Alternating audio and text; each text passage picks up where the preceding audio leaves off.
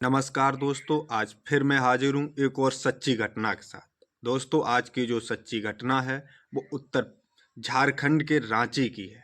दोस्तों, रांची में रहने वाले धनोकी लाल, जिनके 5 संतानें होती हैं और उनकी सबसे छोटी बेटी का नाम होता है ईसा आलिया, जिसे बचपन से ही फिल्मी दुनिया में जाने का बहुत शौक होता है।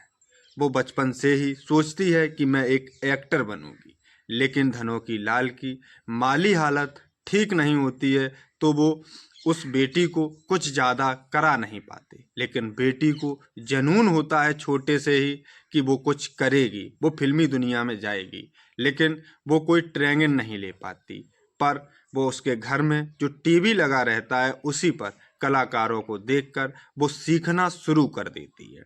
लेकिन जब आलिया सीखना शुरू करती है तो वो एक दिन अपना वीडियो बनाकर सोशल मीडिया पर अपलोड कर देती है। आलिया जब अपना वीडियो बनाकर एक दिन सोशल मीडिया पर अपलोड करती है तो उसका वीडियो वायरल हो जाता है। जब आलिया का वीडियो वायरल हो जाता है तो उसे कॉन्टेस्ट आने शुरू हो जाते हैं।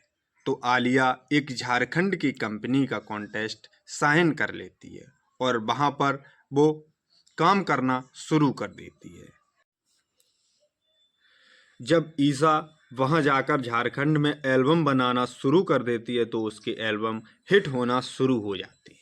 जब ईसा के एल्बम हिट होना शुरू हो जाते हैं तो ईसा फिल्मी दुनिया में जाने की कोशिश करती है। और ईसा जब फिल्मी दुनिया में जाने की कोशिश करती है तो ईसा की मुलाकात एक फिल्म डायरेक्टर प्रकाश से होती है। इन दोनों में दोस्ती हो जाती है तो प्रकाश इन ईसा को फिल्मी दुनिया में भी कई फिल्मों में काम करने का मौका देता है और इन दोनों की दोस्ती प्यार में बदल जाती है। जब इन दोनों की दोस्ती प्यार में बदल जाती है तो ईसा और प्रकाश दोनों मिलकर शादी कर लेते हैं।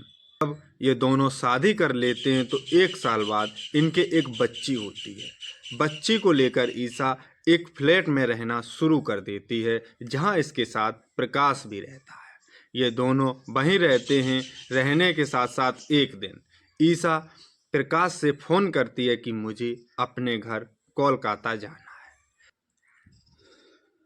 प्रकाश कहता है कि मैं अभी फिल्म का ऑर्डर ले चुका हूं जिसे मैं पूरा करूंगा। तो ईसा थोड़ा गुस्सा हो जाती है और कहती है कि मैं जब भी आपसे अपने घर जाने को कहती हूं तो आप टाल देते हो। इस बात को मानकर प्रकाश उसके लिए हाँ कर देता और कहता है कि तुम तैयार रहो, हम लोग आज रात्रि में तुम्हारे यहाँ चलेंगे। और प्रकाश वापस ईसा के पास आ जाता है और ईसा और प्रकाश तैयार हो जाते हैं।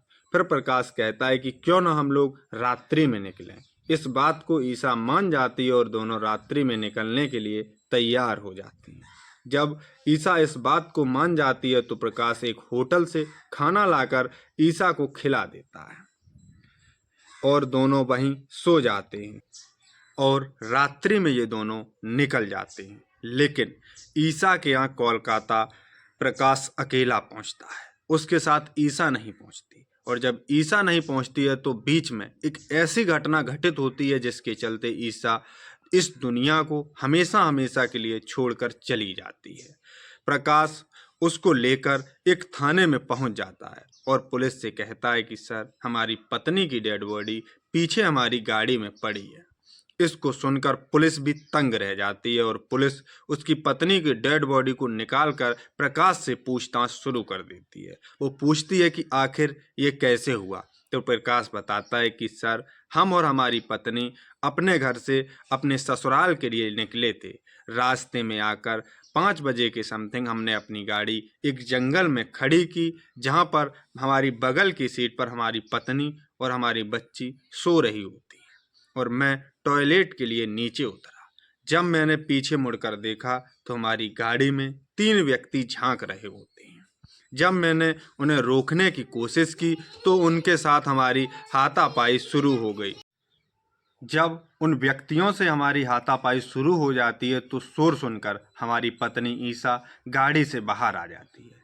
जब ईसा गाड़ी से बाहर आ जाती है तो उनमें से एक व्यक्ति ईसा की कनपटी पर रिवॉल्वर रख देता और कहता है कि तुम अंदर जाओ। लेकिन ईसा अंदर नहीं जाती और मुझे बचाने लगती है। जब बचाने लगती है तो ईसा के गोली मार देता है वो व्यक्ति, और गोली मारकर वो तीनों वहाँ से फरार हो जाते हैं। जब वो तीनों वहाँ से फरार हो जाते हैं तो मैं अपनी पत्नी को अपनी गाड़ी की पिछली सीट पर रखकर पास के ही हॉस्पिटल में लेकर जाता हूँ। लेकिन जब तक मैं हॉस्पिटल पहुँचता हूँ तो डॉक्टर उसे डेड साबित कर देते हैं। जब डॉक्टर उसे मरा हुआ घोषित कर देते हैं तो मैं वहां से सीधा अपनी ससुराल न जाकर इस पुलिस थाने में चला आता हूँ। इस बात को सुनकर पुलिस भी तंग रह जाती है और पुलिस उस प्रकाश के साथ वहां घटना स्थल पर जाती है तो देखती है कि जंगल में कोई ऐसी घटना नजर नहीं आ रही थी, क्योंकि जंगल में एकदम नेचुरल नजर आ रहा था। लग नहीं रहा था पुलिस को वहां कि शायद यहाँ ये ऐसी घटना हुई होगी। लेकिन पुलिस के पास कोई एविडेंस नहीं होते हैं तो पुलिस उसको गिरफ्तार नहीं कर सकती। लेकिन पुलिस को एक बार प्रकाश के ऊपर शक चला जाता है, क्योंकि उसने बोला था कि यहाँ हमारी हाथापाई हुई है, लेकिन जंगल में ऐसा कुछ नजर नहीं आ रहा था जिस घटना स्थल पर वो लेके गया था कि यहाँ हाथापाई हुई होगी। जब पुलिस को प्रकाश के ऊपर उस जगह को लेकर थोड़ा शक हो जाता है, फिर पुलिस प्रकाश को लेकर उस हॉस्पिटल में जाती है जहां प्रकाश ने बताया था कि मैं अपनी पत्नी को लेकर इस हॉस्पिटल में आया था। जब पुलिस उस हॉस्पिटल के डॉक्टर से पूछताछ शुरू करती है तो डॉक्टर बताता है कि यहाँ ऐसा गोली का कोई केस नहीं आया। अब पुलिस को यकीन हो चुका था कि शायद ये प्रकाश पुलिस से कुछ छुपा रहा है, इसलिए पुलिस अब ईसा के पिता यानी धनोकी लाल को भी पुलिस स्टेशन बुला लेती है। और जैसे ही धनोकी लाल पुलिस स्टेशन आता है वो बताता है कि सर, जरूर ही इसी ने हमारी बेटी को मारा होगा, क्योंकि ये अक्सर हमारी बेटी को मारा करता था। लेकिन इधर पुलिस दूसरी टीम को प्रकाश के यहाँ भेज देती है तो दूसरी टीम पता करती है कि प्रकाश के यहाँ एक चादर पर खून के दाग लगे होते हैं। इस बात की खबर जब पुलिस को थाने में लगती है तो पुलिस का यकीन पूरा सच हो जाता है और कहती है कि जरूर इसी ने ईसा का कत्ल किया है। जब पुलिस से उसके पिता से पूछताछ करती है तो पिताजी भी यही कहते हैं कि सर, अक्सर आए दिन ये मेरी बेटी को मारा किया करता था, क्योंकि सर हमारी घर की जो हालत है वो ठीक नहीं थी, तो हमारी बेटी हमारे लिए पैसे भेजा करती थी। और एक दिन पैसे भेजने की खबर इस प्रकाश को पता चल जाती है तो ये हमारी बेटी को मारता पीटता है, और जब मारता पीटता है तो हमारी बेटी बहुत परेशान हो जाती है। लेकिन वो करती तो क्या करती, लेकिन वापस नहीं आती। इधर पुलिस थोड़ी सख्ती के साथ प्रकाश से पेश आती है और उस घटना के बारे में पता करती है तो प्रकाश समझ चुका था कि अब हमारा खेल बिगड़ चुका है। इसलिए पुलिस जब थोड़ी सख्ती के साथ उसके सामने पेश आती है तो प्रकाश सारा जुर्म कबूल कर लेता है और कहता है कि सर, अक्सर हमारी एक शादी हो चुकी थी, और जब हमारी दूसरी शादी के बारे में हमारी पत्नी को पता चला तो आए दिन हमारी पत्नी हमसे लड़ना शुरू कर देती है। जब हमारी पत्नी हमसे लड़ना शुरू कर देती है तो मैं सोच लिया था कि इसी ईसा को अब इस दुनिया में नहीं रखूँगा, और मुझे मौका भी मिल गया, क्योंकि उसने कहा था कि घर चलना है तो वो होटल से खाना लाता है और खिलाता है। और वहीं पर जब ईसा गहरी नींद में सो जाती है तभी प्रकाश अपनी रिवॉल्वर उठाकर ईसा के गोली मार देता है।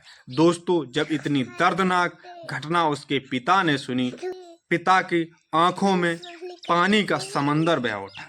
तो दोस्तों, आशा करते हैं कि आज की कहानी आपको पसंद आई होगी। जय हिंद, जय भारत।